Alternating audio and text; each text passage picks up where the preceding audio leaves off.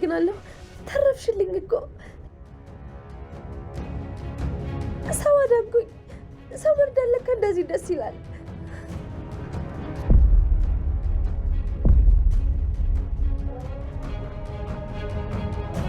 ማን ነው በሩ የከፈተው?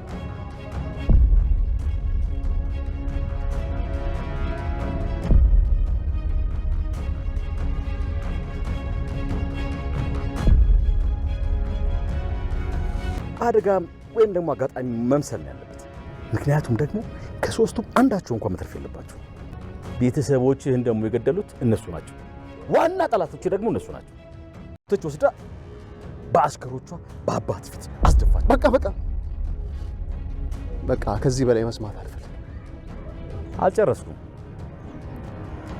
ጥሩነት አላልክ? ጥሩነቷን ደግሞ በደንብ እነግርሃለሁ። በቃ ከዚህ በላይ መስማት አልፈልግም። አልችልም። ባልቀየር እንደዚህ ሆነ ነበረ። ለምን ብለህ ለምን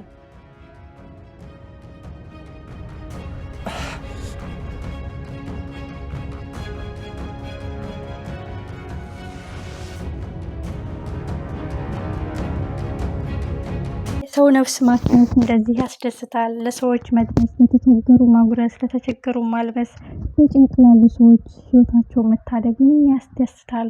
በክፋት የተዘፈቅን ሰዎች፣ በቆሻሻ የተነከርን ሰዎች አንዲት ጥፍር የምታክል መልካም ስራችን በቃ እርካታን ትሰጠናለች፣ ደስታን ትሰጠናለች። ከቃል ይሄን የተረዳሁት። ከዛ ሁሉ ክፋት፣ ወጥመድ፣ ሴራ፣ ሰዎችን ማጥመድ፣ ክፉ ነገር መናገር፣ ሰዎችን ለመግደል ሩጫ ላይ የከረመች ልጅ ይችን ምስኪን ፀሐይን በአቶ ባዩ የታገተችውን ማትረፏ ህይወቷን መታደጓ ደስታ ሰጥቷታል።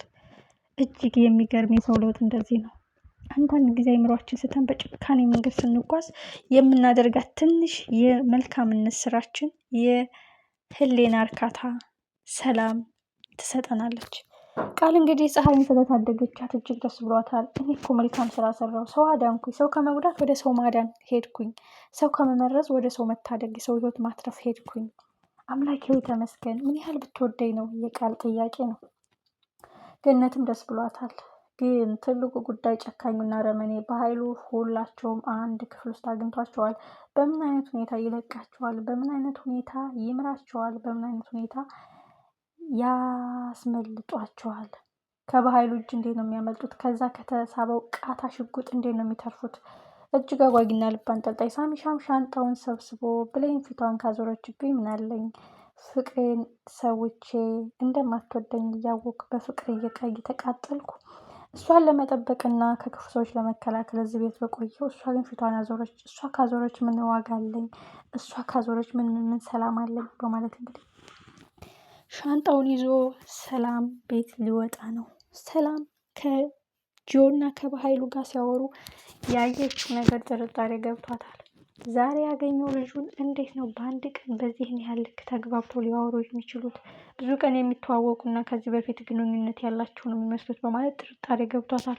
የጆም እንባ እየጠረዘዘ ወደ ቤት መመለሱ፣ ሰላምንም አትንኪኝ አትቅረብኝ ማለቱ ጥርጣሬ ገብቶባት፣ ሳሚዬ እባክህን እዚህ ቤት ቆይ፣ ደስ የማይል ነገር አለ፣ የተጠራጠርኩትና የተረዳሁት ጉዳይ አለ በማለት አስተባብላ ካላስቀረችው በስተቀር ሳሚ ጨርቄን ማቄን ሳይል በቃ መንገድ የልምራ በማለት ሊወጣ ነው። ቃል አሁን እዚህ ጋር ነው መልካም ስራ ሰራው ብላ ስትደሰት፣ በዚህ ጋር ደግሞ የሳሚን ልብ ሰብራለች። አንዳንድ ጊዜ ቃል በዚሁ ከቀጠለች የባህሉን ወንጀል የምታጋልጥ ትችላለች። የባህሉ ልጅ ነኝ ብሎ የመጣ አንድ ሰው አለ የሚል ወሬ ከሰማች መልካም ስራ ያሸንፋል፣ ወደ ሰላም ቤት መመለስ አለብኝ ብላ የምትላስብ ከሆነ በጭራሽ ባህሉ ልጅ የለውም ግን ለሰላም ጉዳትና የሆነ ነገር ሊያደርግ ነው እዛ ቤት የሆነ ሰው ያላከባት በማለት ልታጋለጥ ትችላለች። ትልቁ ጉዳይ ግን አንድ ክፍል ሁሉንም አግኝቷቸዋል። ከዛ ሽጉጥ፣ ከዛ ወጥመድ፣ ከዛ ግድያ እንዴት ነው የሚተርፉት ነው።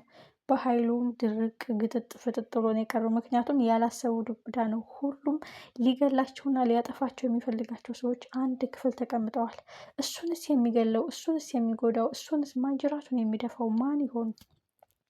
የራሱን ጥቅም ለማስከበር የሰዎችን መብት እየጣሰ የራሱን ነፃነት ለማሳወቅ የሰዎችን ነፃነት እየገፈፈ ምስኪኖችን የሚያሰቃይ በንጹሐን ላይ የሚጨክን ለሱስ ህግ የለም ወይ? እሱን ጨክኖ የሚደፋው ማን ነው?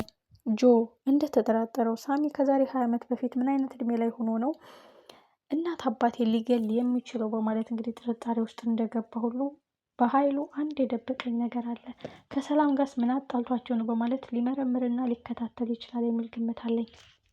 በጣም የሚያሳዝኑና ልብ የሚሰብረው ጉዳይ ግን እነ ፀሐይ እና እነ ገነት ናቸው። ፀሐይን ለመታደግ በገቡበት ክፍል እነሱም እዛው ሊረሸኑ ነው። የበኃይሉ ጨካኝነትና አረመኔነት እስከዚህ ድረስ ነው። በአንድ አግኝቷቸው በቀላሉ አይምራቸውም። ወይ አግቶ እዚያው ያስቀምጣቸዋል፣ ወይ አንዳቸው ላይ ተኩሶ እግሬ አውጪኝ ብሎ ይሮጣል። እናንተስ እንዴት አያችሁት? አንዳንድ ጊዜ የወደደን ሁሉ አፍቃሪ፣ የወደደን ሁሉ አክባሪ፣ የወደደን ሁሉ ዘመድ አይደለም። እንዳንነሳ አድርጎ የሚሰብረን፣ እንዳንጠገን አድርጎ የሚጎዳን ብዙ የቅርብ ሰው አለ። በሌላ በኩል ደስ የሚለው ጉዳይ የቃል ደስታ ነው። ሰው አዳንኩኝ። ማንኛችንም መልካም ነገር ስንሰራ ከሰራ ነው በክፋትና በተንኮል ካከማችነው ሙገሳ አንድ መልካም ስራ ሰርተን ህሊናችን ውስጥ የምናገኘው ደስታ ይበልጣል እና ቃል ፀሐይን ስታግዛት ውሃ ስታጠጣት ወደ ራሷ ስትመለስ ምን ያህል ደስ እንዳላትና እርካታ እንዳገኘች በጣም በትኩረት አይተነዋል። በጣም ደስ ይላል። እንደዚህ ያለ ስራ መበረታት አለበት። ቃል በዚሁ ቀጥይና መልካምነት አሸንፎች ውስጥሽ ሰላም ሰጥቶት የመልካምነት ስራሽ መልካም እንቅልፍ እንድተኛ አድርጎሽ መልካምነት ገዝቶሽ የበኃይሉን ተንኮልና ሴራ አጋልጠሽ ቢያንስ ሰላም ላይ ልጇ እንዳልሆንሽ መናገር አቅም ብታጭ እንኳን ላደረግሽባት ነገር መካሻ ሊሆን ይችላል። የበኃይሉ ወጥመድና ሴራ ነው፣ የእሱ ልጅ ሳይሆን አንቺ ሊገልሽና ሊያጠፋሽ ስለሚፈልግ ነው ብላ እንደምታጋልጠው ተስፋ እናደርጋለን። ግን ከዛ ክፍል እንዴት ነው የሚወጡት? ከዛ ወጥመድስ እንዴት ነው የሚያመልጡት ነው ጥያቄው። ዳግም ቁማር ጨዋታ ጀምሯል። አንተ በብልሃትና በብልጠት ስትራመድ እኔ ዛሬ ድባቅ መታሁ፣ የድል ነው ያሸነፍኩ በማለት እንግዲህ በተንኮልና በሴራው ብሌን ከሳሚ ላይ ፊቱን ስላዞረችበት ዳግም ደግሞ ጮቤ ረግጧል። ይህ ደስታው ግን አይቆይም። በክፋትና በልክ በግብግብና እኔ በልጥ እንዲህ ያለ ህይወት አይሰራም። በዚህ ምክንያት እኔን ታገኘኛለህ ብለህ ከሆነ ተሳስተሃል በማለት ዳግምን ልኩን ነግራ ብሌን የራሷ ውሳኔ ወስና ከአንተ ጋርም ከሳሚ ጋርም አልሆንም በቃ ተውኝ በማለት ብቸኝነቷን ብትመርጥ መልካም ነው። ዳግም መቼም አይቀየርም። ፍቅር ማለት ለዛ ሰው ደስታ ነው እንጂ በንዴትና በቅናት የዛን ሰው የፈለገችውን ሰው ወይም የሚያግዛትን ሰው የኋላ ታሪክ እየመጣ መቆስቆስ አይደለም። ሳሚ ስለሚወዳት ነው ራሱን የሰዋላት፣ ስለሚወዳት ነው በእሷ ሞት እሱ የተጎነጨላት። በጣም ያሳዝናል። እኔ ዳግም ከሱ ይሄን አልጠብቅም። በጣም የወረደ አመለካከት ነው ያለው፣ በጣም ማለት ነው። አንድ ሰው ከልቡ ለዛች ሴት በበለጠ ስሜት ስለሚወዳት መንገዱን ጨርቅ ያደርግልሽ።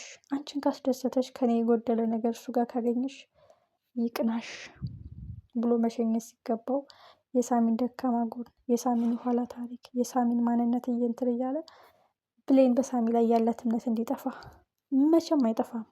ምክንያቱም ለእሷ ሲል ተወግቷል። ለእሷ ሲል ሞት እኔ ልቅደም ብሏል።